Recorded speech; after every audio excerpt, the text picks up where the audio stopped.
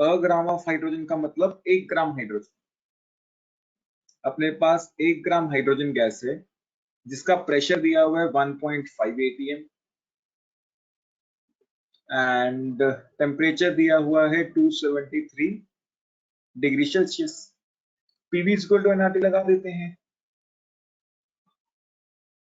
हमें प्रेशर कितना दिया हुआ था 1.5 atm एंड वॉल्यूम हमें दे रखी थी, वॉल्यूम हमें निकालनी है।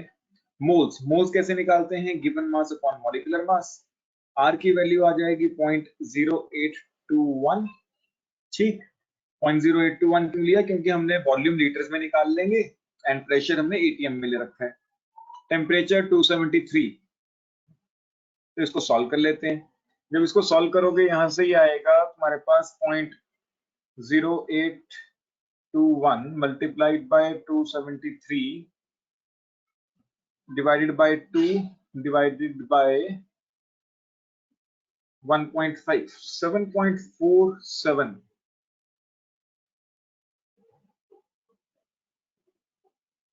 7.4711 आ रहा है 1 ग्राम ऑफ हाइड्रोजन। ऐसे रखो, हाइड्रोजन को H2 ही रखो। इन्होंने H लेके किया होगा तब जाके इनका 14.9 बन सकता है, अदरवाइज तो नहीं बन सकता। चेंज कर दो उसे। सर मैंने पहले ना उसको H लिया था तो आंसर गलत आ रहा था। मैंने H2 लिया है तो आंसर मैच हो रहा है, 14.9 ही आ रहा है। अभी जस्ट किया है। मेरी कैलकुलेशन में गड़बड़ है।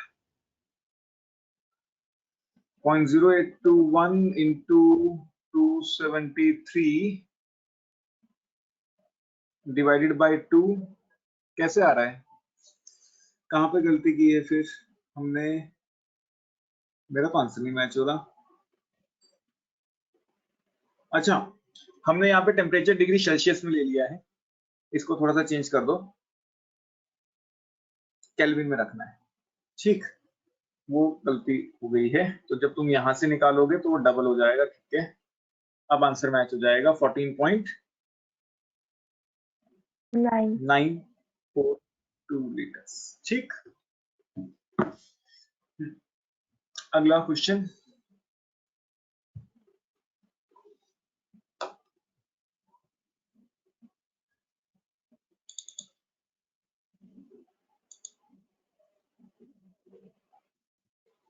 अगला क्वेश्चन कौन सा डाउट है साक्षी?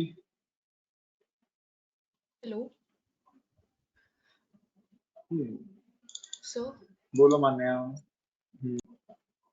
चलो इस क्वेश्चन को करते हैं। What weight of AgCl will be precipitated out if 10 ml of HCl gas is at this much was passed into the excess of silver nitrate। यहाँ पे ना एक रिएक्शन होती है साक्षी, कुछ रिएक्शन देखो। अगर हम सिल्वर नाइट्रेट में से HCl पास करते हैं तब हमें AgCl मिलता है प्लस HNO3। रिएक्शन क्लियर है? डबल डिस्प्लेसमेंट रिएक्शन है बेसिकली। सिल्वर के साथ क्या चला जाता है? Cl एंड H के साथ क्या चला जाता है? NO3। तो AgCl reaction clear? Yes sir. अब देखो हमें क्या दे रखा है, हमें 10 ml दे रखा है HCl एंड ये जो 10 ml है ये 12 डिग्री सेल्सियस पे है एंड 750 mm प्रेशर पे। 10 ml at 12 degree Celsius and 750 mm pressure. और मेरे से पूछा क्या है? मेरे से पूछा है what is the weight of AgCl। AgCl का अमाउंट पूछा है, तो यहाँ पे थोड़ा सा मोल भी यूज होगा। वो कैसे यूज होगा? देखो, अगर मैं किसी तरीके से HCl के मोल्स निकाल लूं तो मैं स्ट्रेकोमेट्री लगा के AgCl के मोल्स निकाल सकता हूं एंड फिर उसके बाद उसकी मास रेशियो या कुछ भी निकाल सकते हैं। तो पहले मेरा मेन टारगेट क्या है कि किसी भी तरीके से HCl के मोल्स निकाल, क्योंकि अगर हमने स्ट्रेकोमेट्री लगानी होती थी तो हमारा यही टारगेट होता था कि जो गिवन डाटा होता है उसको मोल्स में कन्वर्ट कर दे किसी भी तरीके से। तो यहाँ पे भी मेरा मेन टारगेट यही रहेगा कि HCl का जो गिवन डाटा है मैं उससे उसके मोल्स कन्वर्ट कर लूं। PV is equal to NRT। Pressure कितना है? 750 mmHg। लेकिन हम यहाँ पे जब फॉर्मूला लगाते हैं तो हमें ATM में चाहिए होता है, तो मैंने इसको एटीएम में कन्वर्ट कर लिया है। वॉल्यूम मेरी 10 ml है, मुझे वॉल्यूम लीटर्स के अंदर चाहिए होती है, तो उसको भी मैंने लीटर्स में कन्वर्ट कर लिया है। मोल्स मुझे निकालने हैं, आर की वैल्यू मुझे पता है। टेम्परेचर मेरा केल्विन में होना चाहिए, तो उसको भी केल्विन में कन्वर्ट कर लेते हैं। 273 प्लस 12। तो यहां से सॉल्व करके पहले तो मोल्स निकाल लेते हैं। मोल्स आ जाएंगे यहां से 750 divided by 760 and divided by 100 and divided by 0.0821, which is divided by 285। यहां से जब साक्षी मोल्स निकलेंगे वो आ रहे हैं 0.000421। ठीक, अब मेरे पास ये अगर बैलेंस इक्वेशन है, ये बैलेंस है, बिल्कुल बैलेंस है, तो अब इसका मेरे पास डाटा आ गया है। अब मैं स्टोइकोमेट्री अप्लाई करता हूं। अप्लाइंग स्टोइकोमेट्री,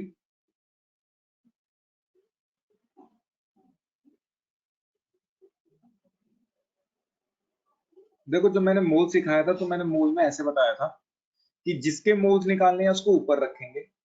मुझे AgCl के मोल्स निकालने तो उसको ऊपर रखेंगे, जिसके मोल्स गिवन है उसको नीचे रखेंगे। HCl के मोल्स गिवन है तो उसको नीचे रख लेते हैं।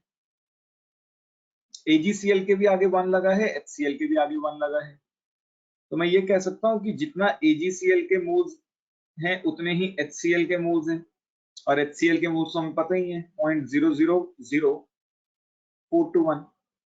तो ये मेरे पास मोल्स आ गए एंड मेरे से क्या पूछा है, वेट मतलब मास पूछा है, तो यहां से मास निकाल देते हैं।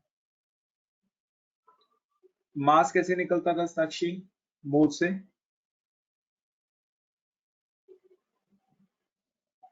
मोल से दूर जाना है तो बिल्कुल 0.000421। Ag का मास होता है 108 एंड क्लोरीन का मास होता है 35.5। तो इसको भी सॉल्व कर लेते हैं। 108 इंटू 35.5 नहीं plus into 108 plus 35.5, this is multiplied by 0.000421, 0.06 grams। Clear Sakshi, कोई डाउट? मैच हो रहा है? ठीक, कोई डाउट? No sir. करो।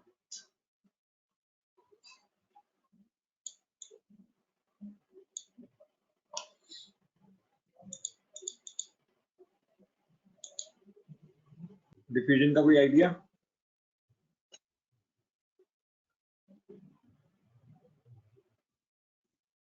बोलो तरन सर मॉलिक्यूल्स का हायर कंसंट्रेशन से लोअर कंसंट्रेशन की तरफ जाना। वो तो एक तरह से कह सकते हैं, लेकिन डिफ्यूजन क्या होता है, बेसिकली इंटरमिक्सिंग ऑफ गैसेस। ठीक है, इंटरमिक्सिंग ऑफ गैसेस को हम क्या बोलते हैं, डिफ्यूजन। हमने कहा भी था कि गैसेस डिफ्यूज हो जाती हैं जब हमने प्रॉपर्टीज करी थी। क्यों? क्योंकि इसके बीच में स्पेसेस बहुत ज्यादा होती हैं, तो दूसरे गैस के मॉलिक्यूल्स आके बड़ी इजीली फिट हो जाते हैं। याद आया? तो डिफ्यूजन क्या है, इंटरमिक्सिंग ऑफ 2 और more gases, intermixing of 2 or more gases without any external help, without any external help,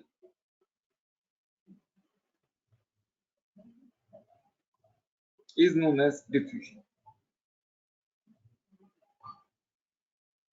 diffusion क्या है, दो या दो से ज्यादा गैसेस जब मिक्स होती हैं विदाउट एनी एक्सटर्नल हेल्प, तो उस प्रोसेस को हम क्या बोलते हैं, डिफ्यूजन बोला करते हैं। कोई डाउट?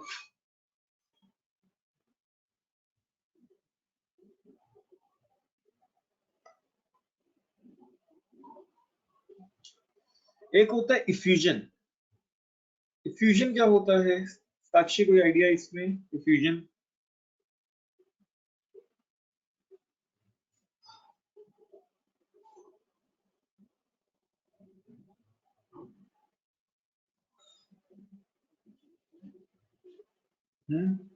बोलो तरणवीर।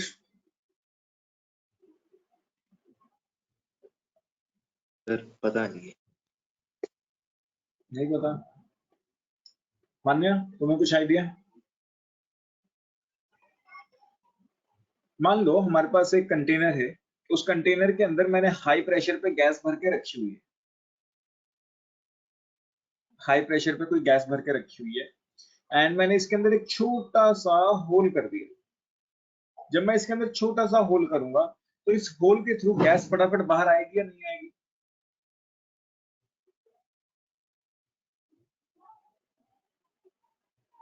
ठीक, तो इसी प्रोसेस को हम क्या बोल रहे हैं? Effusion. Escaping out of a gas from a region of high pressure to a region of low pressure through a microscopic hole. Diffusion क्या है? Escaping out of a gas, escaping out of a gas from a region of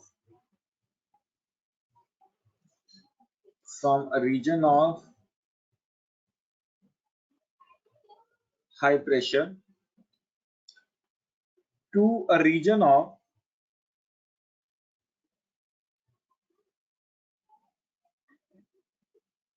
low pressure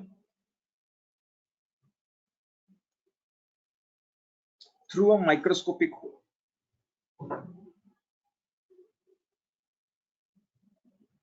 Through a microscopic hole is known as diffusion. Is known as diffusion. Clear? Good out? तो एक बार Clear? या दोबारा नहीं? बताना। देखो diffusion क्या है? Diffusion में तो सिंपल दो या दो से ज्यादा गैसेस मिक्स हो रही हैं। मिक्स क्यों हो रही है? क्योंकि उसके बीच में इंटरमॉलिक्यूलर स्पेसिस बहुत ज्यादा है। इंटरमॉलिक्यूलर स्पेसिस ज्यादा होने के कारण दो गैसेस आपस में बड़ी इजीली इंटरमिक्स हो जाती हैं। एंड इसमें हम कुछ नहीं कर रहे, हमने सिर्फ दो गैसेस एक रूम में डाल दी हैं एंड वो दोनों अपने आप ही मिक्स हो गई हैं। हमने कोई एक्सटर्नल फैक्टर अप्लाई नहीं किया है, हमने अपनी तरफ से कोई प्रेशर वगैरह अप्लाई नहीं किया है। फिर हमने क्या किया, एक ये तो हो गया डिफ्यूजन, मिक्स हो गई है सिंपल दो गैसेस। फिर हमने इफ्यूजन पढ़ा। इफ्यूजन क्या है? बेसिकली अगर हम टायर, गाड़ी का टायर ले लो, गाड़ी के टायर में प्रेशर, हाई प्रेशर पे गैस हवा भरी होती है, ठीक है। अगर उसके अंदर कोई पिन पुन चुक जाए, ठीक है, कील वगैरह चुक जाए उसके अंदर, जब कील निकालते हैं तो उसमें से प्रेशर, हवा बाहर आने लगती है एकदम से। तो वो जो हवा बाहर आ रही है वो किस प्रोसेस के थ्रू बाहर आ रही है? इफ्यूजन। गाड़ी के टायर के अंदर हाई प्रेशर पे हवा भरी हुई है, बाहर का जो प्रेशर है वो कम है।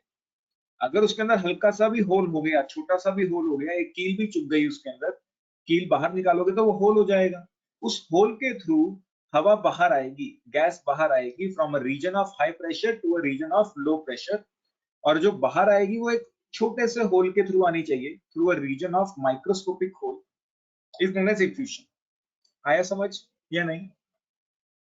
या फिर हमारे डीओज ले लो, डीओज में अंदर बॉटल पे हाई प्रेशर होता है, जब हम उसको प्रेस करते हैं तो उसका होल होता है छोटा सा, वो ओपन अप हो जाता है, उस छोटे से होल के थ्रू गैस बाहर आती है एंड इस प्रोसेस को हम क्या बोल रहे हैं? इफ्यूजन बोल रहे हैं। क्लियर? कोई दिक्कत? No sir. ठीक, करो इसकी डेफिनेशंस नोट करो पहले तो, फिर इसके ऊपर कुछ लॉज हैं वो पढ़ते हैं।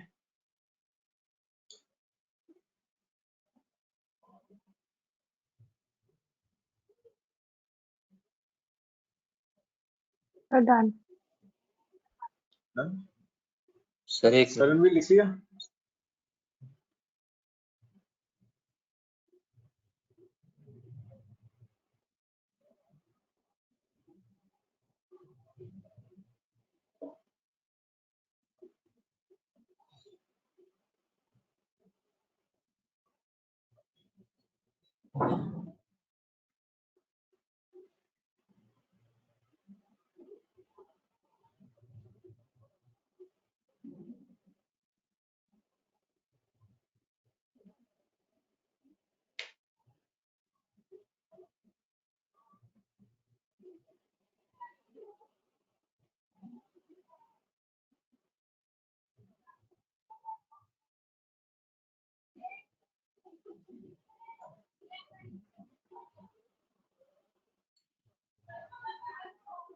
लिख लिया तरणवीर?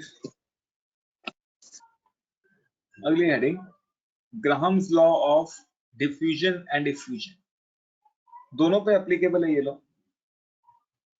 ग्राहम्स लॉ ऑफ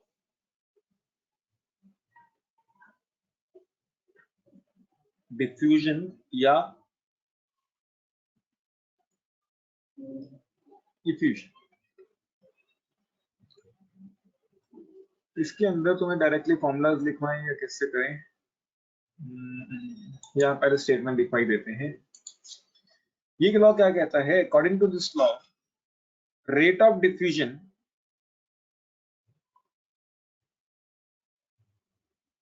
और इफ्यूजन, डिफ्यूजन और इफ्यूजन दोनों का ही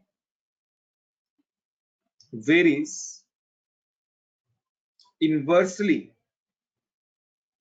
ये लॉ क्या कहता है कि जो रेट ऑफ डिफ्यूजन है या जो रेट ऑफ इफ्यूजन है varies inversely with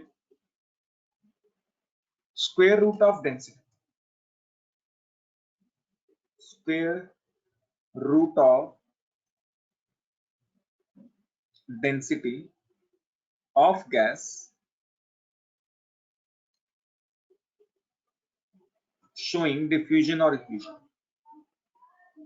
showing diffusion or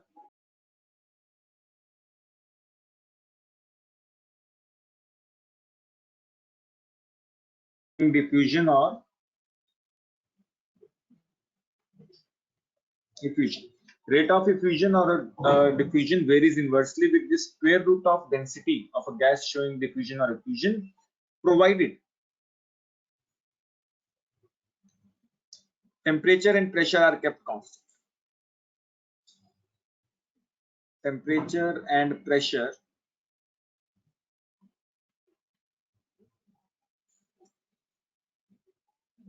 are kept constant. ये क्या कहता है कि भाई जो रेट है, रेट ऑफ डिफ्यूजन, रेट को अब हम स्मॉल आर से डिनोट किया करेंगे, चाहे वो डिफ्यूजन का है चाहे वो इफ्यूजन का है, ये वेरी करता है inversely with the under root of density. बस ध्यान क्या रखना है कि जो हमारा टेम्परेचर और प्रेशर है वो क्या होना चाहिए? कांस्टेंट रहना चाहिए। क्लियर? कोई डाउट? क्लियर या नहीं? Yes sir. ठीक, इसको थोड़ा सा और पहले चेंज कर लेते हैं, थोड़ी सी चीजें फिर नोट करना इकट्ठे। अब ये कहाँ काम आ सकता है? अगर हमारे पास दो गैसेस हैं, gas number A and gas number B, मैं उनके रेट ऑफ डिफ्यूजन या इफ्यूजन को कंपेयर कर सकता हूँ। This will be under root of density of B upon density of A, inversely proportional है। अगर मैंने ऊपर ए रखा है तो डेंसिटी उसकी नीचे आएगी, अगर बी को नीचे रखा है तो उसकी डेंसिटी ऊपर जाएगी, inversely proportional, under root. And since density is directly proportional to mass, density किसके डायरेक्टली प्रोपोर्शनल होती है? मास के। तो मैं यहां से ये भी कह सकता हूं कि जो रेट ऑफ डिफ्यूजन या इफ्यूजन होगा, डेंसिटी की जगह हम वहां पे मास पुट कर सकते हैं, 1 by molecular mass of gas, where m is the molecular mass of gas, molecular mass of gas. And similarly हम यहाँ पे भी वो थोड़े से चेंजेस कर सकते हैं, molecular mass of B upon molecular mass of, जैसे एज्यूमिंग मुझे दो कोई गैसेस दे रखे हैं, एक हाइड्रोजन ले लेते हैं, एक ले लेते हैं हम ऑक्सीजन। मुझे दोनों का रेट ऑफ डिफ्यूजन कंपेयर करना है, एज्यूमिंग कि किस स्पीड पे डिफ्यूज हो रही है। Molecular mass of oxygen upon molecular mass of hydrogen, and molecular masses हम सबको पता ही है, ऑक्सीजन का मास कितना होता है 32 एंड हाइड्रोजन का मास कितना होता है 2, तो 16 आ जाएगा and under root of 16 is 4। तो मैं ये कह सकता हूँ कि rate of diffusion of hydrogen is 4 times the rate of diffusion of oxygen। तो इस तरीके से हम क्वेश्चंस करेंगे, पहले नोट करो चीजें, फिर और भी टेम्परेचर के ऊपर भी चेक करते हैं कि टेम्परेचर चेंज करने से क्या फर्क पड़ता है या प्रेशर चेंज करने से क्या फर्क पड़ सकता है।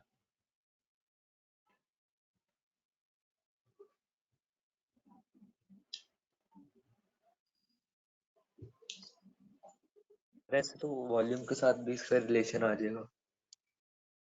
हाँ, वॉल्यूम के साथ भी आ जाएगा, अभी करेंगे, सब रिलेशन करेंगे, टेंशन मत।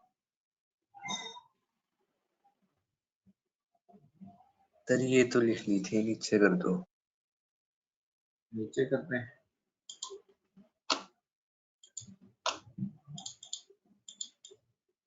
ये लो लिखो।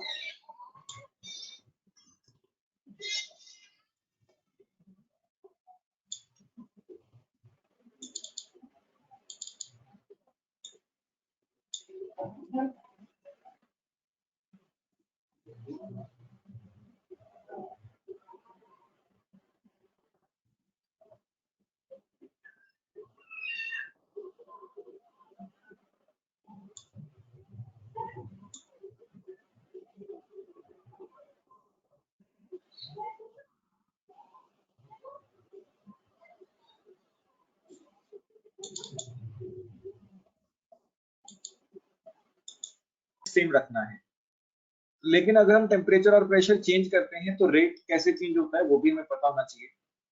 Rate is directly proportional to under root of temperature. यहाँ पे टेम्परेचर केल्विन में आएगा, and rate is also directly proportional to pressure. P is pressure, जैसे जैसे प्रेशर बढ़ाओगे रेट बढ़ता जाएगा, ठीक। तो हम यहाँ पे ये भी कह सकते हैं rate of diffusion of gas A upon rate of diffusion of gas B is under root of temperature of A upon temperature of B। जितना ज्यादा टेम्परेचर उतनी जल्दी जल्दी भाग के बाहर आएगा। या फिर हम ये कह सकते हैं rate of diffusion of gas A upon gas B, this is equal to pressure of A upon pressure of B। And यहाँ पे जो हम रेट लिखते हैं, रेट का भी अपना खुद का एक फॉर्मूला है। Rate is equal to volume of gas diffused और इफ्यूज्ड, कितनी गैस डिफ्यूज हुई या इफ्यूज हुई, upon time take, upon time take. Rate का भी हमारा अपना एक फॉर्मूला है, वॉल्यूम अपॉन टाइम। इसको हम ऐसे शॉर्ट में लिखा करेंगे, वॉल्यूम अपॉन टाइम। लेकिन यहाँ पे तुम्हें वॉल्यूम पता होनी चाहिए कि ये कंटेनर की वॉल्यूम नहीं है, this is not the containers volume. ये क्या है, वॉल्यूम ऑफ गैस डिफ्यूज्ड और इफ्यूज्ड अपॉन टाइम टेक। नहीं तो हम शॉर्ट में वॉल्यूम अपॉन टाइम लिख दिया करते हैं। क्लियर? तो ये थोड़ा चीजों को ध्यान रखें। एंड इसके बाद हमें और क्या चीज चाहिए होगी, पहले ही नोट करो, लेकिन फिर मैं देखता हूँ आर्यन का फोन आ रहा है एक, तो अटेंड करता हूँ। बोलो आर्यन, बोलो। अपने पास एक और फॉर्मूला है, rate is also directly proportional to speed of gas. जितनी स्पीड से मूव करेगा उतना ज्यादा रेट होगा। तो हमने ये लिखा था ना कि rate of diffusion of gas A upon rate of diffusion of gas B, this is under root of molecular mass of B upon molecular mass of A, inversely proportional to molecular mass या inversely proportional to density। क्योंकि rate is directly proportional to speed, तो मैं यहाँ पे ये भी कह सकता हूँ कि speed of diffusion of gas A upon speed of diffusion of gas B will be under root of molecular mass of B upon molecular mass of A। speed rate की जगह हम speed का comparison भी कर सकते हैं same formulas के through. कोई डाउट? ये पॉइंट क्लियर है या नहीं?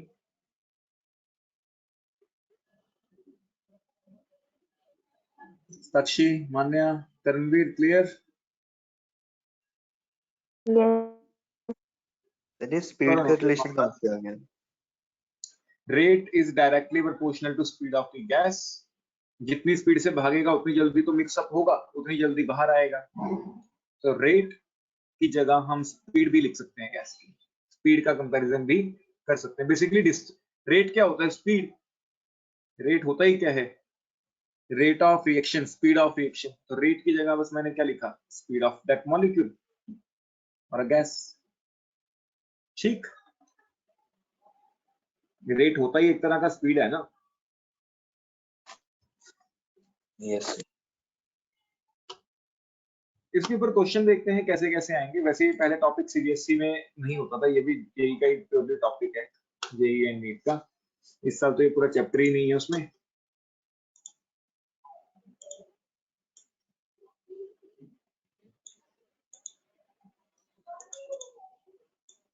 करें क्वेश्चन शुरू?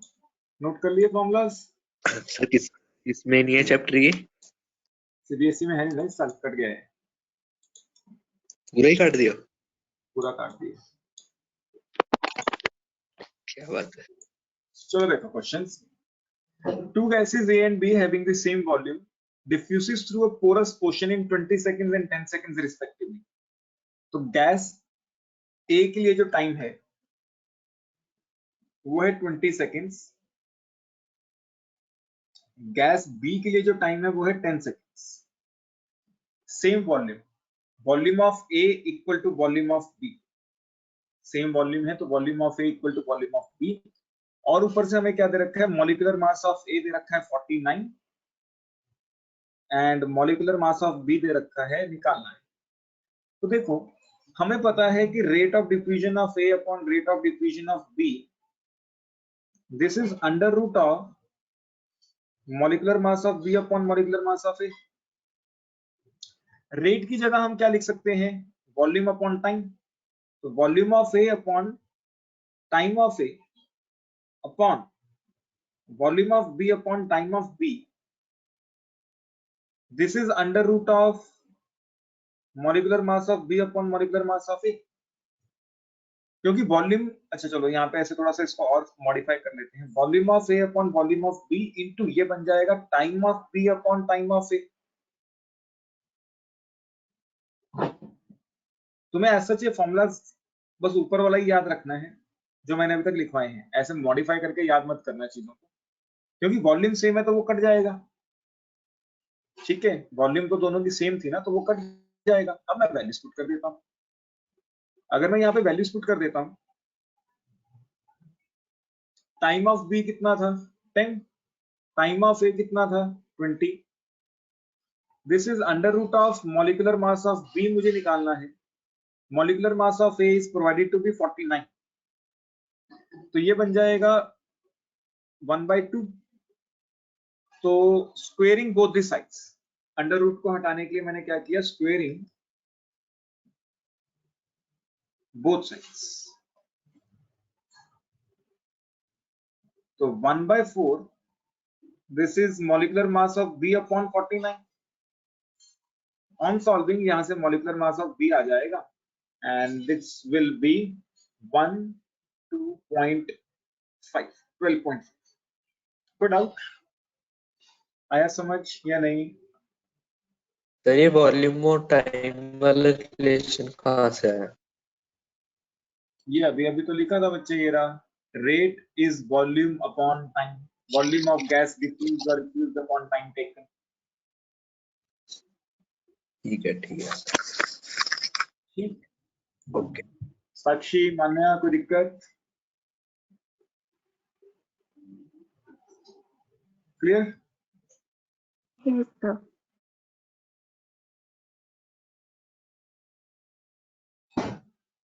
करो नोट, फिर आगे करते हैं।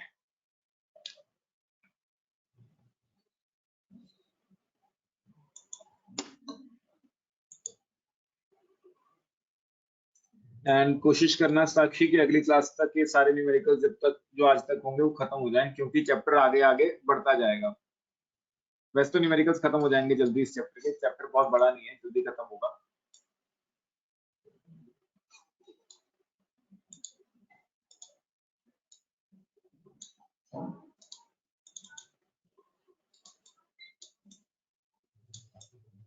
तो संडे को टेस्ट होगा? संडे था या सैटरडे? सैटरडे केमिकल बॉन्डिंग था, संडे गैसियस स्टेट था ना? ये सब उसी का पूछ रही हूँ। हाँ, दोनों का रखेंगे। अगर तुम्हें संडे की जगह मंडे करना है तो वो मंडे कर सकते हैं, अगर तुम्हें एक दिन का गैप चाहिए बीच में। बाकी अगर संडे को कंफर्टेबल है तो कोई इशू नहीं है। देखो ये दोनों ऑब्जेक्टिव टॉपिक रखेंगे। कहाँ पे है? टॉपिक्स यहीं तक रखते हैं जहां तक आज हो जाएगा, ग्राहम्स लॉ तक रखते हैं। ठीक, गैसियस स्टेट का।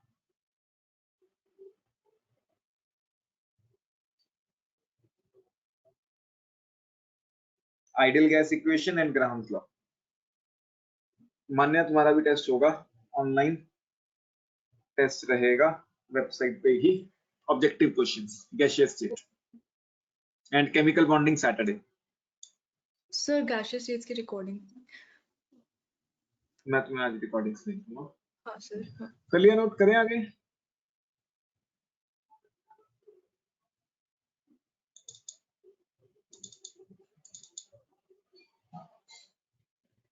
नोट करो फटाफट, जब हो जाएगा तो बताना, फिर अगला क्वेश्चन बताता हूं। ट्राई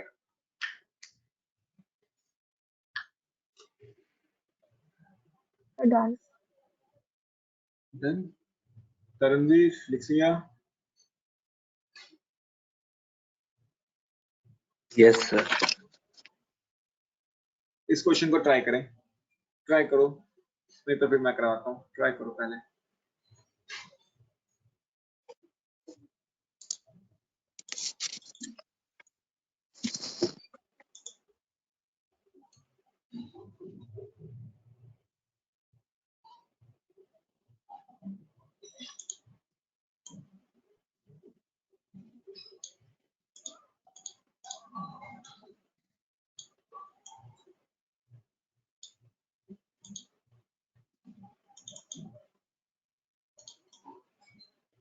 एंड मुझे ऐसा लगता है कि हमें अपनी क्लासेस की फ्रीक्वेंसी बढ़ानी पड़ेगी थोड़ी सी। हफ्ते में हम लोग 4 क्लासेस लगाएं, 5 लगानी पड़ेगी। संडे लगाना मतलब 5 क्लासेस हफ्ते में करनी पड़ेगी। 2 ऑफ रखेंगे बस, ज्यादा नहीं। वी विल इंक्रीज इट किसी भी तरीके से।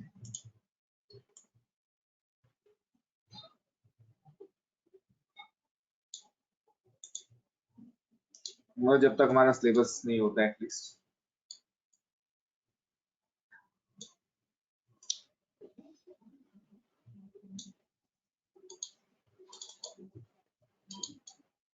क्योंकि ऑर्गेनिक में सिलेबस की स्पीड बहुत स्लो जाएगी +1 के ऑर्गेनिक में, क्योंकि बाकियों को ऑर्गेनिक की जरूरत नहीं पड़ेगी, मान्या को नहीं जरूरत पड़ेगी उस टाइम पे, रणवीर भी चला जाएगा, तब तक टाइम नहीं जरूरत पड़ेगी, तब तक कुछ और देखेंगे। लेकिन देखते हैं चलो कैसे करना है।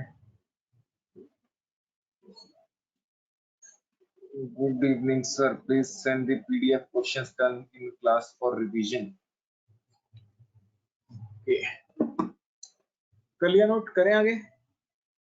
अच्छा ये वाला मैं क्वेश्चन ट्राई कर रहा है, आंसर आया?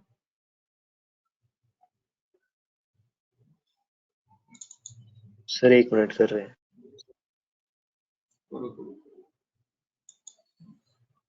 इसका 37.5 सेम ही फॉर्मूलाज लगेंगे and volume will be 37.5 m। Check करो, अगर कोई डाउट्स है फिर कराता हूँ, अगर मैच हो ही रहा है फिर कोई इशू नहीं है। फिर अगले क्वेश्चन पे चलते हैं। जैसे अभी अभी किया सेम वही फॉर्मूलाज है। वॉल्यूम निकालनी है, टाइम मेरे ख्याल से यहाँ पे दे रखे हैं, ठीक है। बस यहाँ पे मॉलिक्यूलर मास की जगह डेंसिटी आ जाएगा, जो हमने डेंसिटी वाला फॉर्मूला किया था वो लग जाएगा। तरणवीर मान्य हो जाएगा या करवाऊं?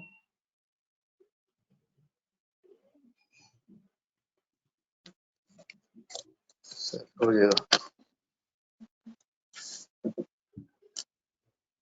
ठीक, ये वाला क्वेश्चन, ये वाला देखो एक बार मैं कराता हूँ इस तरीके के question. Out of 2 gases ammonia and carbon dioxide, which one will diffuse at a faster rate and by a what factor? देखो जो रेट ऑफ डिफ्यूजन है, रेट ऑफ डिफ्यूजन ऑफ देखो rate is inversely proportional to under root of molecular mass. तो अगर molecular mass कम होगा तो rate of diffusion क्या होगा, ज्यादा। तो क्योंकि कार्बन डाइऑक्साइड का मॉलिक्यूलर मास हम देखें तो कितना होता है 44, वहीं पे अगर हम देखें अमोनिया का मास तो वो होता है 17। तुम्हारा आंसर आएगा कि ammonia will diffuse faster, ammonia will diffuse faster.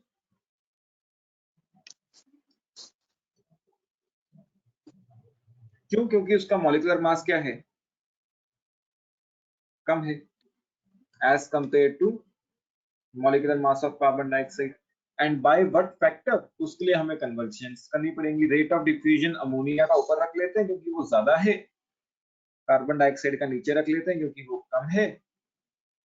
And this is molecular mass of carbon dioxide upon molecular mass of ammonia under root of 44/17। इसकी थोड़ी सी कैलकुलेशंस तुम्हें करनी होंगी। एंड 44 डिवाइडेड बाय 17 2.58, 2.58 का अंडर रूट ऑफ 2.58 1.6। तो rate of diffusion of ammonia is 1.6 times rate of diffusion of carbon dioxide. Clear?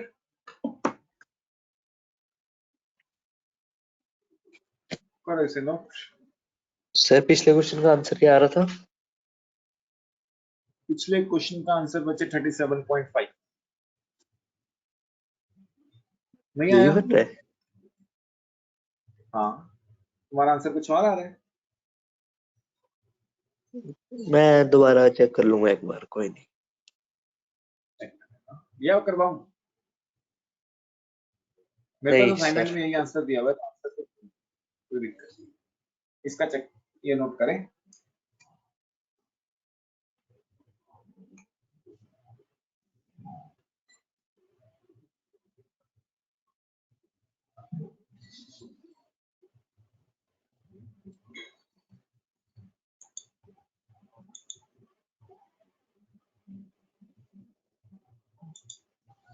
कर लिया note?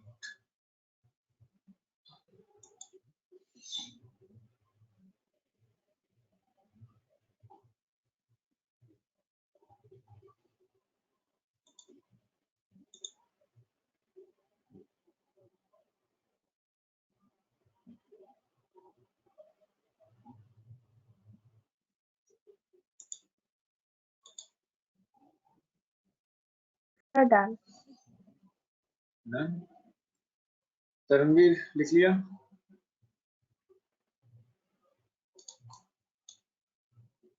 कर लो सर आगे। A glass tube has two inlets x and y। इस question पे डालो very important, ये JEE का क्वेश्चन है, जेई का पीवाईक्यू है और ऊपर से एनसीईआरटी का क्वेश्चन है, जेई में आ चुका है एंड एनसीईआरटी का क्वेश्चन है। A glass tube has two inlets x and y। नहीं, एनसीईआरटी का नहीं है ये, एनसीईआरटी में तो कैसे हो सकता है, कहीं तो था ये, जेई का पीवाईक्यू है और फिर ग्राहम्स लॉ हमारे पास यहाँ नहीं है, मैंने कहीं चेक किया ये। मॉडर्न में क्या होगा, चलो देखते हैं। अपने पास एक ग्लास ट्यूब है एंड उसके दो इनलेट्स हैं एक्स एंड वाई। इस क्वेश्चन को पहले समझो कि क्या कर रहा है, क्योंकि जब तक ये क्वेश्चन समझ नहीं आएगा तब तक ये होता नहीं है आसानी से। तो एक इनलेट एक्स है, एक इनलेट वाई है जहां से गैस अंदर बाहर जा सकती है, ठीक है। अब क्वेश्चन क्या कह रहा है, the length of the tube is 200 centimetre. इस पूरे ट्यूब की जो लेंथ है this is 200 centimetre. HCl is allowed to enter through the inlet X। यहां से हमने HCl भेज दी and ammonia is allowed to enter through the inlet Y। यहां से मैंने अमोनिया भेजी। Fumes appear at a point P। जो फ्यूम्स मिलते हैं ना वो अमोनियम क्लोराइड के मिलते हैं। बेसिकली अमोनिया और HCl एक दूसरे से रिएक्ट करते हैं और अमोनियम क्लोराइड बनाते हैं। जो अमोनियम क्लोराइड है इसके डेंस व्हाइट फ्यूम्स हमें देखने को मिलते हैं, डेंस व्हाइट फ्यूम्स। तो मतलब ये किसी पॉइंट P पे जाके एक दूसरे से रिएक्ट कर गए, जहां पे ये एक दूसरे से मिलेंगे वहां पे रिएक्शन करेंगे।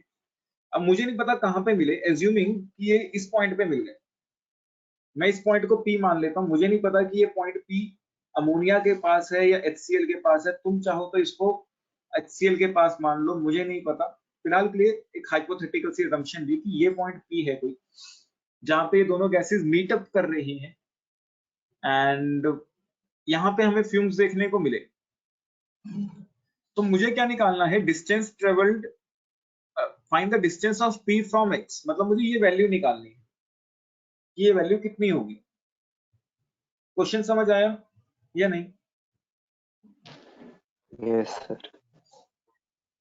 अब मान लेते हैं कि वैल्यू X है। क्या हुआ साक्षी, नहीं समझ आया? नहीं सर, आ गया।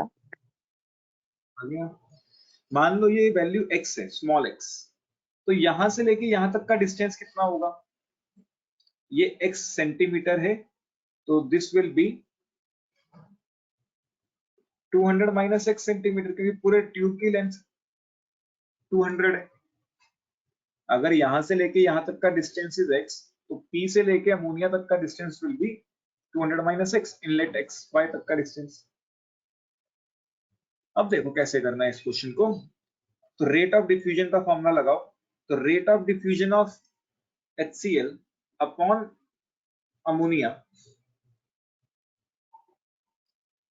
this is under root of molecular mass of ammonia upon molecular mass of HCl। जो मुझे पता है अमोनिया का मॉलिक्यूलर मास कितना होता है 17, HCl का मॉलिक्यूलर मास कितना होता है 36.5। अब देखो यहाँ पे हमने कोई भी रेट का ऐसा फॉर्मूला नहीं किया है जो डिस्टेंस को कवर करता हो, लेकिन हमें फिजिक्स का थोड़ा सा यहाँ पे यूज करना होगा। Speed is distance upon time. Speed किसके बराबर होता है? थोड़ा सा डिस्टेंस अपॉन टाइम।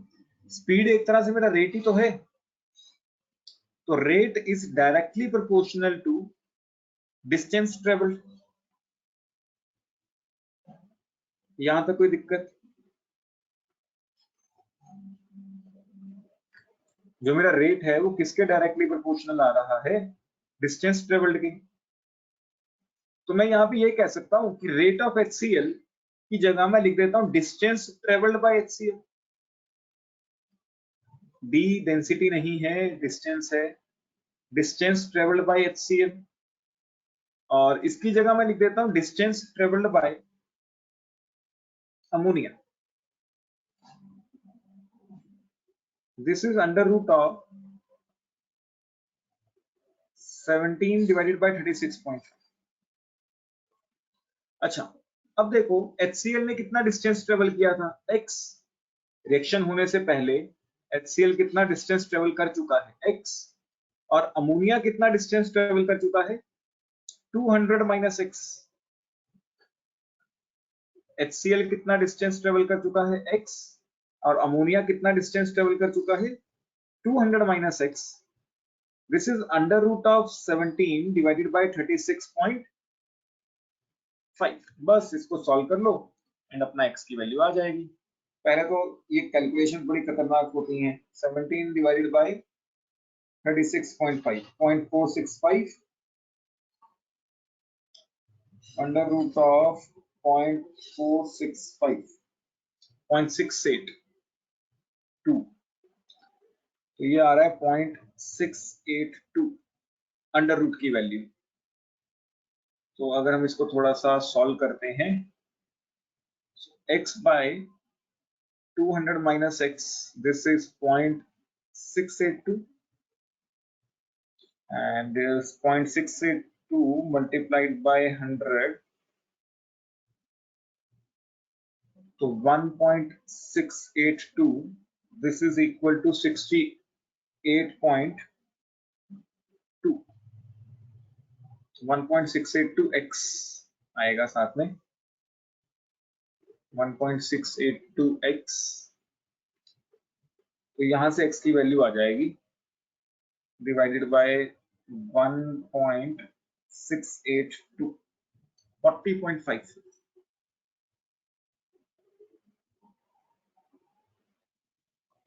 क्लियर या नहीं? कोई डाउट?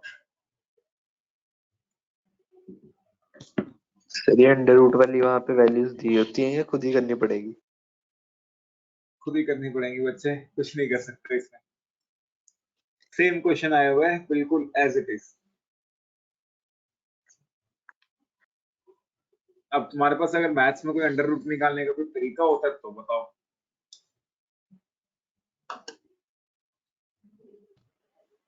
एक ट्रिक थी, वो देखनी पड़ेगी, जल्दी हो जाता है उससे।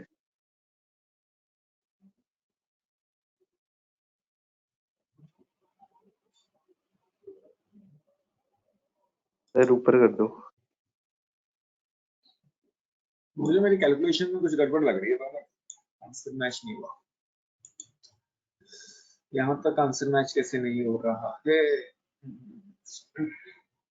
तो मैं कैलकुलेशन दोबारा चेक करते हैं। 0.2 नहीं आएगा, यहाँ पे आएगा 136.4।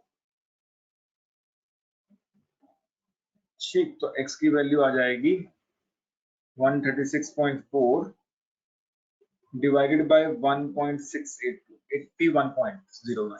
अब सही है, 81.09 सेंटीमीटर। ये आंसर नोट कर लो इसको। कोई डाउट? दोबारा समझाऊं या समझ आ गया? देखो बेसिकली हो क्या रहा है, HCl एक एंड से डाला, अमोनिया दूसरे एंड से डाला, तो मैं डेंस वाइट फ्यूम्स कह रहा है। एक तो तुम्हें रिएक्शन खुद ही पता होनी चाहिए कि यहाँ पे डेंस वाइट फ्यूम्स किसकी बात कर रहा है। अमोनिया और HCl जब मिलते हैं तब जाके अमोनियम क्लोराइड मिलता है जिसके डेंस वाइट फ्यूम्स होते हैं। ठीक है, तो हमें पता है कि दोनों किसी स्पीड से ट्रेवल कर रहे होंगे, तो हमने रेट का फॉर्मूला लगा दिया, रेट ऑफ HCl। पहले तो वहां पे बच्चा यही कंफ्यूज हो जाए कि कौन सा कंसेप्ट लगाना है, क्योंकि PCM का पेपर कोई चैप्टर वाइज तो है नहीं, यहाँ तो चैप्टर वाइज है, टॉपिक वाइज कर रहे हैं, तो समझ आ रहा है कि ये टॉपिक पे क्वेश्चन है। वहां पे पहले तो यही सोचने में टाइम लगाओगे कि क्या फॉर्मूला लगाएं। तो rate of HCl upon rate of ammonia, this is under root of molecular mass of ammonia upon molecular mass of HCl। Molecular mass की वैल्यूज हमें पता है। बस मैंने यहाँ पे एक चीज की है कि रेट को वॉल्यूम अपॉन टाइम ना पुट करके, क्योंकि ना तो मेरे को वॉल्यूम का कोई लेना देना है क्वेश्चन में, ना ही टाइम से कोई लेना देना है, मुझे तो डिस्टेंस चाहिए था।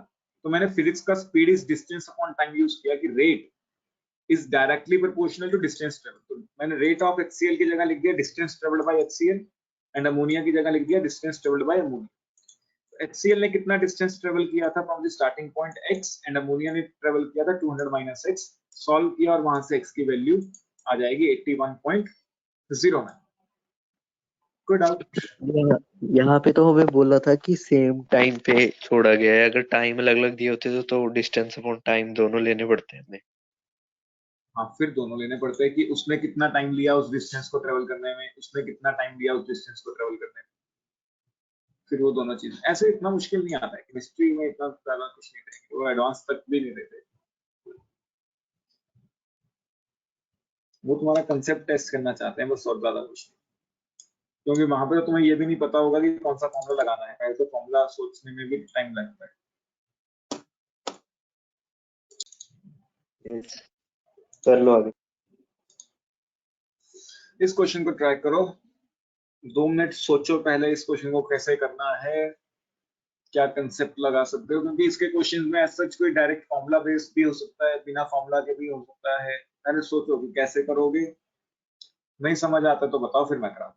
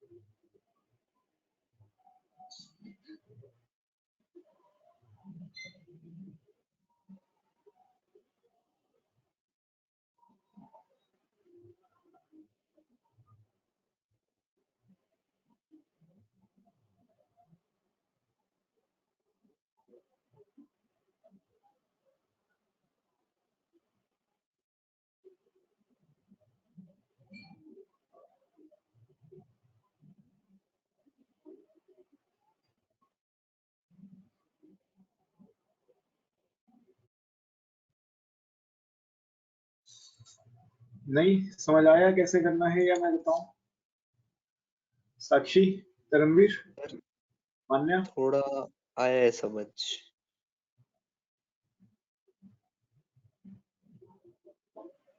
सर बताऊं? बताओ। सर इसमें आइडियल गैस इक्वेशन लगा सकते हैं हम, PV is equal to nRT करके। अच्छा, P हमें दिया हुआ है, वॉल्यूम पता है, टेम्परेचर पता है, R पता है, और मोल्स की जगह नाइट्रोजन के मोल्स और अननोन गैस के मोल्स आ जाएंगे। ठीक है, करो, ट्राई अननोन करो। गैस मोल्स निकल जाएंगे वहां से। करो करो, ट्राई करो।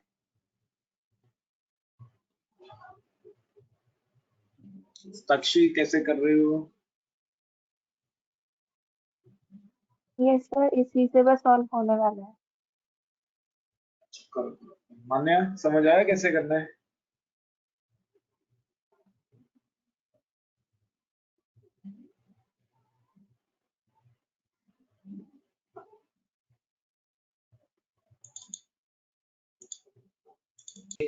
एक मिनट निकल गया बस।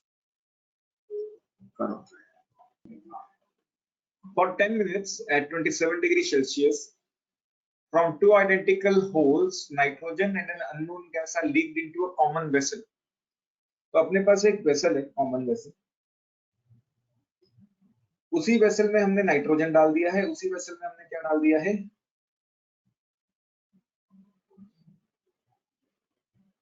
यहां से हमने मान लो नाइट्रोजन डाल दिया, एंड इधर से मैंने इसमें डाल दिया है अननोन गैस, कोई अननोन गैस है। ठीक, एंड इसका टेम्परेचर हमें दिया गया है 27 डिग्री सेल्सियस।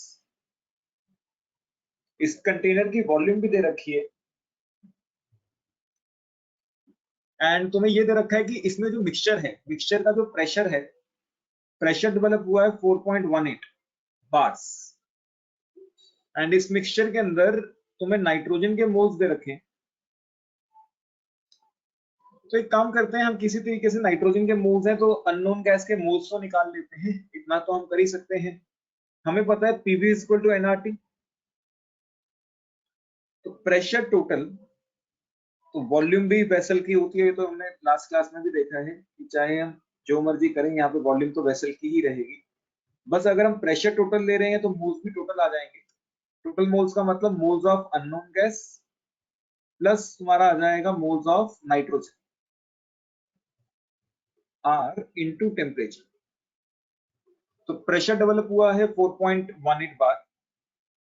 बार को एटमॉस्फेयर में कन्वर्ट करना है तो 1 बार इज अप्रोक्सीमेटली 1 एटमॉस्फेयर, कोई चक्कर ही नहीं है।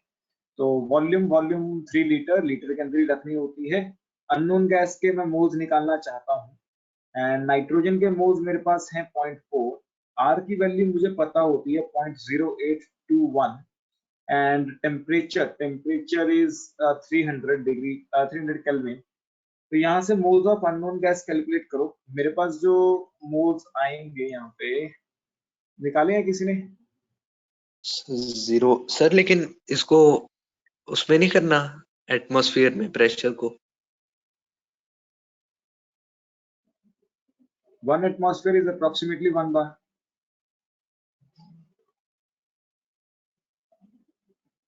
अप्रोक्सीमेट बात तो एक ही है ना, कोई चक्कर हाँ नहीं। इतना ही आ रहा था वैसे, अगर मैंने बाहर उसको उसमें कर लिया था 0.1 मोल्स ही मेरे आ पास रहे जो थे। आंसर दिया है वो 0.1 है, तो तुम्हारे मोल्स ऑफ अननोन गैस आए यहाँ से 0.1, यहाँ तक पहुंच गए सर साक्षी, यहाँ तक कोई दिक्कत? मान्या?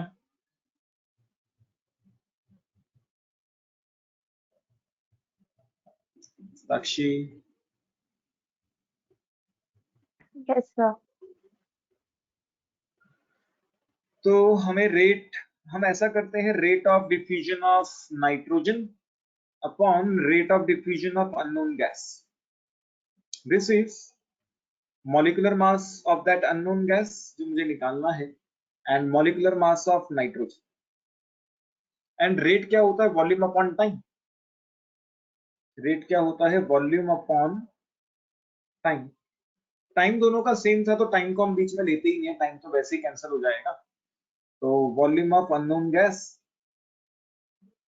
Molecular mass of unknown gas मुझे निकालना है, and molecular mass of nitrogen वो हमें पता है 28। तो अगर किसी तरीके से मैं यहाँ पे ये वॉल्यूम की जगह मोल्स ले आऊं तो मेरा काम चल जाएगा। मेरे पास मोल्स हैं, वॉल्यूम की जगह मोल्स क्या लिख सकते हैं? क्या मैं डायरेक्टली वॉल्यूम की जगह मोल्स लिख सकता हूँ या नहीं? वो रिलेशन ही है सर 22.4 लीटर वाला। नहीं, एवोगैड्रोस लॉ भी तो है, या एवोगैड्रोस लॉ क्या कहता है कि volume is directly proportional to moles, या simple PV is equal to NRTC check कर लो। अगर तुम PV is equal to NRTC भी चेक करते हो तो moles is directly proportional to volume. तो क्योंकि volume is directly proportional to moles तो मैं वॉल्यूम की जगह यहाँ पे मोल्स लिख दूंगा। ये चीज क्लियर हुई या नहीं?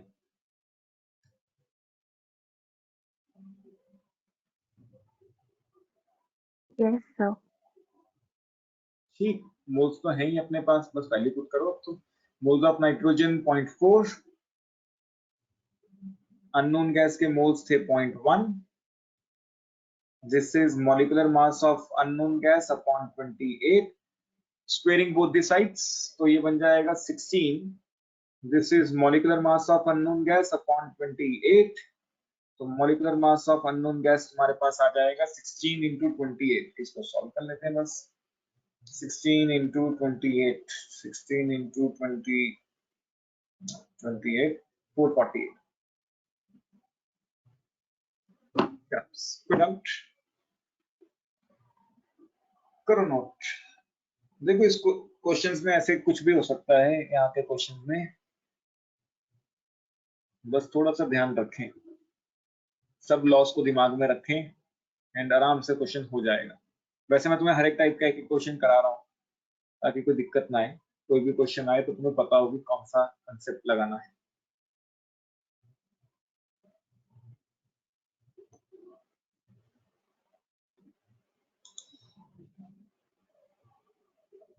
मेरे पास आंसर दिया है 417.4 और मेरा कितना आ रहा है 448, काफी फर्क आ रहा है।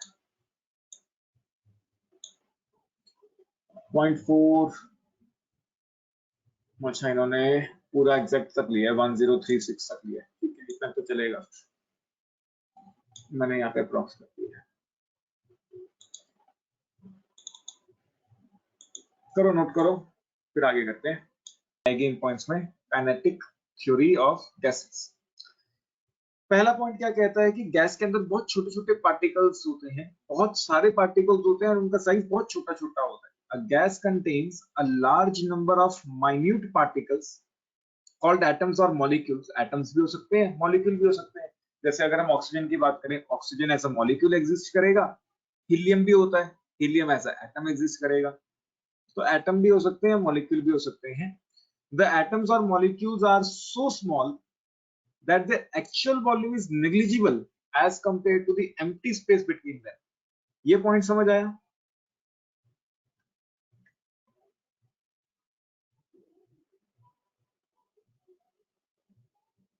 या नहीं?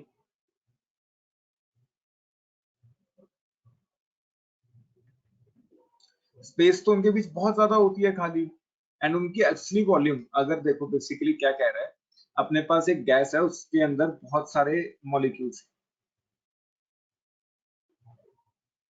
ठीक, ये कोई कंटेनर है, इस कंटेनर में कोई गैस पड़ी है,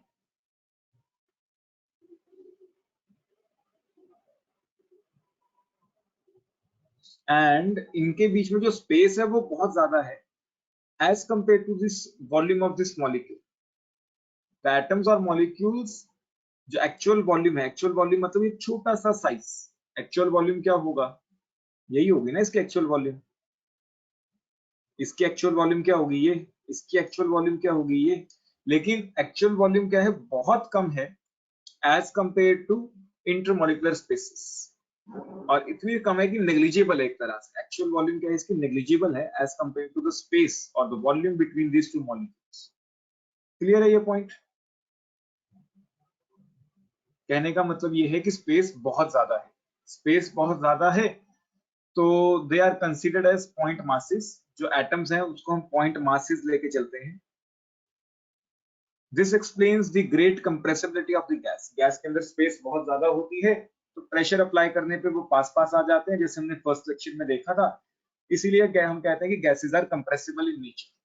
साक्षी, करणवीर, मान्या, कोई दिक्कत फर्स्ट पॉइंट में?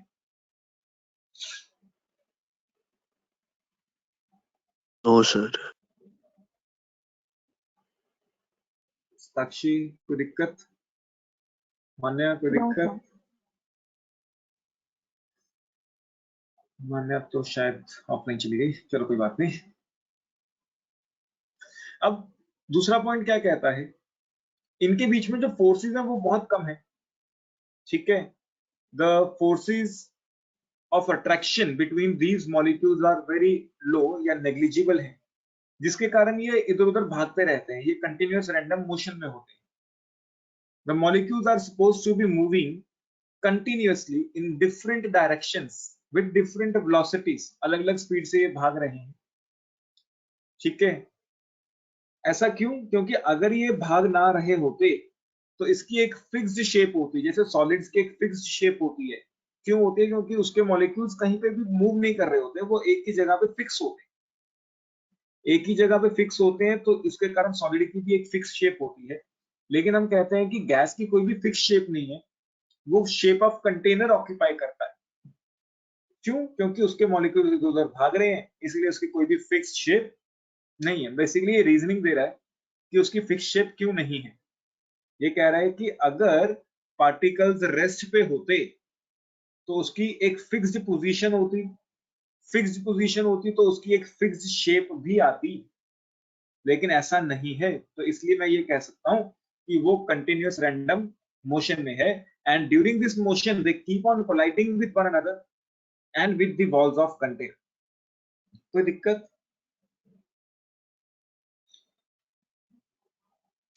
फिर हमने ये भी पढ़ा था कि प्रेशर क्यों लगता है, pressure is exerted by the gas due to this collision, bombardment मतलब collision, collision of its molecule on the walls of the vessel. Pressure क्यों लगता है? क्योंकि मॉलिक्यूल्स वॉल्स पे जाके कोलाइड करते हैं, एंड ये तो अभी अभी हमने देख ही लिया है, इंटरमॉलिक्यूलर स्पेसिस बहुत ज्यादा है, इंटरमॉलिक्यूलर स्पेसिस बहुत ज्यादा है, and there is no effective force of attraction और repulsion between them. Attractive forces भी नहीं है, रिपल्सिव फोर्सेस भी नहीं है। मैं ये नहीं कह सकता कि भाई इसके अंदर रिपल्सिव फोर्सेस हैं तो ये दूर दूर है ना, इनके अंदर अट्रैक्टिव फोर्सेस भी नहीं है, रिपल्सिव भी नहीं है, मतलब हम ये नहीं कह रहे हैं कि ये दूर दूर इसलिए है कि रिपल्सिव फोर्सेस है, नहीं, यहाँ पे कोई भी फोर्स नहीं है, ना अट्रैक्टिव ना रिपल्सिव, या ये कह सकते हैं attractive forces are negligibly small. इस पे कोई ग्रेविटेशनल फोर्स नहीं लगती है, the force of gravitational on this molecule is negligible, जो भी तुमने फिजिक्स में ग्रेविटेशनल फोर्सेस पढ़ी हैं वो इन पे अप्लाई नहीं होती है। एंड जो कोलिजन्स है they are perfectly elastic, perfectly elastic मतलब कोलिजन के टाइम पे एनर्जी लॉस नहीं होता है, ऐसा नहीं है कि कोलाइड करते करते एनर्जी खत्म हो जाएगी और एक टाइम पे रेस्ट पे आ जाएंगे, नहीं, परफेक्टली इलास्टिक कोलिजन्स का मतलब इसमें कभी भी एनर्जी लॉस नहीं होता है, एनर्जी हमेशा मेंटेन रहती है। हाँ, इतना हो सकता है कि कोलिजन के बाद एनर्जी का एक्सचेंज हो जाए, मतलब एक मॉलिक्यूल की स्पीड स्लो हो जाए और दूसरे की ज्यादा हो जाए, ऐसा हो सकता है, लेकिन टोटल एनर्जी क्या रहेगी, फिक्स्ड रहेगी. The molecular collisions are perfectly elastic so that there is no net loss of energy. When the gas molecules collide with one another or against the walls of the vessel, the energy may, however, be transferred from some molecule to other on collision. Energy का transfer हो सकता है, लेकिन energy का loss नहीं हो सकता. And average kinetic energy of these molecules is directly proportional to the absolute temperature. ये है main point. Kinetic energy of the gas molecules will be directly proportional to temperature, and असली में kinetic energy is 3/2 RT. एक नया formula जो तुम्हें ध्यान में रखना है. R is again gas constant, T temperature. कोई डाउट? क्लियर या नहीं? सर आर की वैल्यू हमेशा 0.0821 होती है. नहीं बच्चे, अब अगर यहाँ पे तुम्हारी एनर्जी जूल्स में है, मान लो तुम्हें एनर्जी यहाँ पे जूल्स में, काइनेटिक एनर्जी की बात हो रही है, तो अब काइनेटिक एनर्जी मेनली जूल्स में कोट की जाती है. तो टेम्परेचर तो हमने केल्विन में ही रखना है, तो आर की वैल्यू हम क्या लेते हैं 8.314 जूल्स पर केल्विन पर मोल, यूनिट्स के हिसाब से ना. सर ये आपने करवा दी कन्वर्जन? हाँ, ये मैंने पहले लेक्चर में बताया था आर की वैल्यू, पहले फिर दूसरे लेक्चर. अच्छा ठीक है. नहीं देखा नहीं अभी तक? ठीक, नहीं देखता हूँ आज.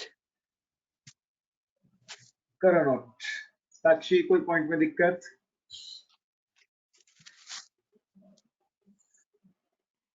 No sir. पॉइंट्स नोट कर लो बच्चे, क्योंकि ये पॉइंट्स में एज सच क्वेश्चन डायरेक्टली पूछे जाते हैं मेंस में.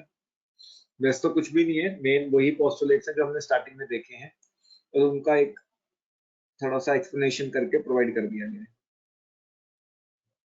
फिजिक्स में तो सर ये पूरा डिटेल में है, पूरा चैप्टर है ये.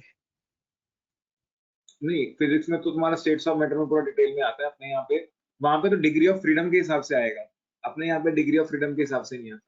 वहां पे तो ये फॉर्मूला चेंज हो जाता है, डिग्री ऑफ फ्रीडम के हिसाब से आता है. नहीं ये भी होता है 3/2 RT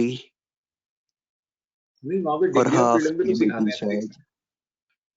में. वो तो हाफ वाला तो अभी अब मैं भी कराता हूँ. नोट करें इसे.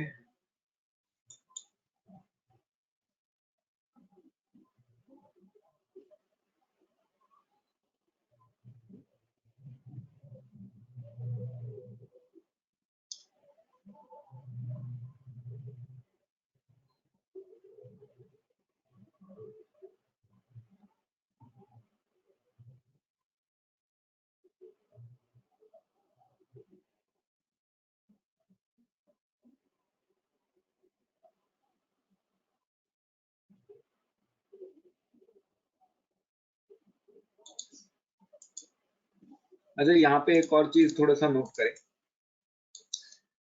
ये जो काइनेटिक एनर्जी है ये 1 मोल के लिए है. काइनेटिक एनर्जी फॉर 1 मोल.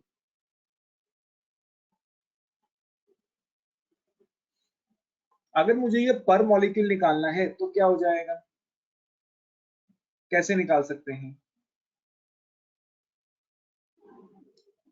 क्या कोई चेंजेस आएंगे? सर एवोगाड्रो कांस्टेंट से मल्टीप्लाई हो जाएगा मल्टीप्लाई करना पड़ेगा. साक्षी, क्या या लगता है, डिवाइड? मल्टीप्लाई या डिवाइड? ये 1 मोल के लिए काइनेटिक एनर्जी है, मुझे पर मॉलिक्यूल के लिए निकालनी है, तो मल्टीप्लाई करना पड़ेगा या डिवाइड? सर डिवाइड होएगा.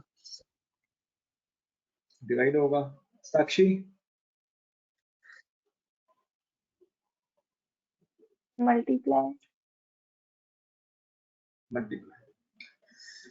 चलो देखो, 1 मोल के अंदर कितने पार्टिकल्स होते हैं?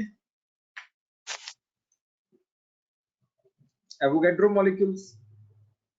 तो मैं ये कह रहा हूं कि ये काइनेटिक एनर्जी 1 मोल की है. 1 मोल के लिए काइनेटिक एनर्जी कितनी है? 3/2 RT. 1 मोल की जगह मैं ये कह सकता हूं कि एवोगैड्रो मॉलिक्यूल्स की काइनेटिक एनर्जी कितनी है? 3/2 RT।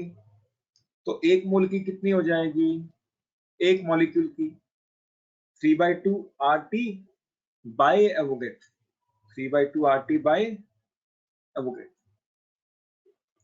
साक्षी क्लियर बच्चे या नहीं? सर एक बार दोबारा बताना। दोबारा बता देते हैं। देखो ये जो काइनेटिक एनर्जी है ना, ये 1 मोल की है। 1 मोल के लिए काइनेटिक एनर्जी कितनी है, 3/2 RT। 1 मोल में कितने मॉलिक्यूल्स होते हैं एवोगेड्रो, या नहीं? Yes sir. एक मोल की काइनेटिक एनर्जी कह लो, या कह लो एवोगेड्रो मॉलिक्यूल्स की काइनेटिक एनर्जी कितनी है, 3/2 RT। और मुझे कितने मॉलिक्यूल की निकालनी है, एक मॉलिक्यूल की। एक मॉलिक्यूल की काइनेटिक एनर्जी कितनी हो जाएगी, नहीं? Yes sir. ठीक, तो अपने पास काइनेटिक एनर्जी पर मॉलिक्यूल आता है 3/2 RT बाय एवोगेड्रो। अब यहाँ पे इसको थोड़ा सा और मॉडिफाई कर देते हैं चीजों को। इसको हम यहाँ पे ऐसे लिख देते हैं, 3/2 R बाय एवोगेड्रो को अलग से निकाल लिया इनटू T। ये जो R बाय एवोगेड्रो है, इसको हम बोलते हैं बोल्ट्जमैन कांस्टेंट। इसको हम कई बार क्या बोल देते हैं, बोल्ट्जमैन कांस्टेंट, KB से डिनोट करते हैं। तो कई बार ये वाला फॉर्मूला भी लिखा हुआ आता है, ये पर मॉलिक्यूल के लिए है, थोड़ा ध्यान रखें। अब ये जो फॉर्मूला बनेगा ये पर मॉलिक्यूल के लिए बनेगा, where KB is Boltzmann constant.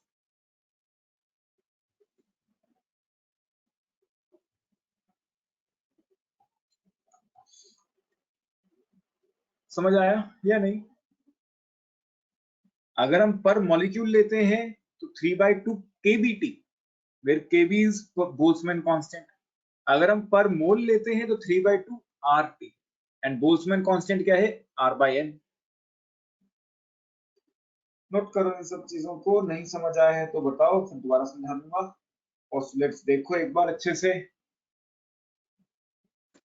Sir ये 3/2 RT वाला फॉर्मूला कहाँ से आता है? ये इसी पोस्टुलेट से है, कांस्टेंट वगैरह। डिग्री ऑफ फ्रीडम से आता है ये असली में, लेकिन डिग्री ऑफ फ्रीडम का कंसेप्ट अपने केमिस्ट्री में नहीं है, वो फिजिक्स में तुम थर्मो में पढ़ोगे। ठीक है सर, उसकी वैल्यू क्या होती थी बोल्ट्जमैन कांस्टेंट की? 1 पॉइंट समथिंग थी इनटू 10⁻⁻23। एज सच मैंने याद नहीं किया, मैंने भी यही पे याद रखा। फिजिक्स में तुम्हें बोल्ट्जमैन कांस्टेंट कॉमनली यूज करते हो ना, केमिस्ट्री में तो बस यहाँ पे एक बार फॉर्मूला लिखना होता है। तुम्हें R/N ही लिखा होगा, R की वैल्यू पता है अपने को, एवोगैड्रो से डिवाइड ही करना है। कहीं पे चाहिए नहीं होगी तो याद मत करो, कोई फायदा ही नहीं है। हाँ फिजिक्स में शायद तुम्हें थर्मो में काफी जगह चाहिए होती है, तो फिजिक्स में जो वैल्यू याद कराएंगे वो कर लेना एक बार। केमिस्ट्री में अगर जरूरत पड़ भी जाती है कभी तो R/N लिख दो।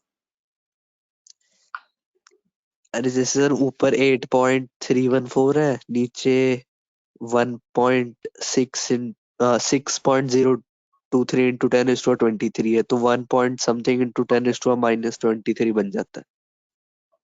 हाँ बस इतनी की वैल्यू आई, मतलब वैल्यू याद मत करो ना, एक्स्ट्रा चीजें बढ़ाओ मत याद करने वाली।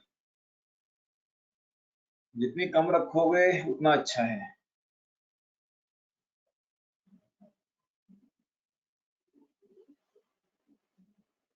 आराम से नोट करो, कोई भी दिक्कत है तो बताओ।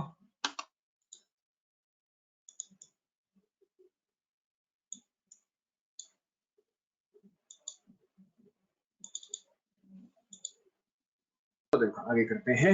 एक और फॉर्मूला देता है kinetic theory of gases, PV is equal to 1/3 mn U square. ये फॉर्मूला में तुम्हें चीजें पता होनी चाहिए कि क्या क्या है।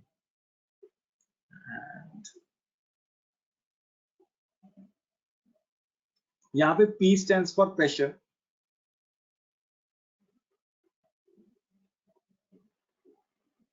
P प्रेशर है, V वॉल्यूम रहेगा,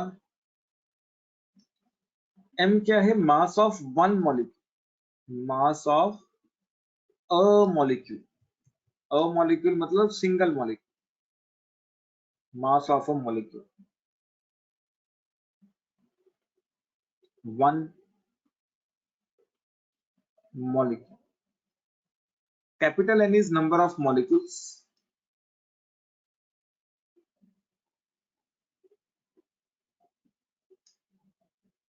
And U, speed of one molecule. Speed of one molecule. ठीक, एंड यहाँ पे जब तक मेंशन ना किया जाए, until not specified,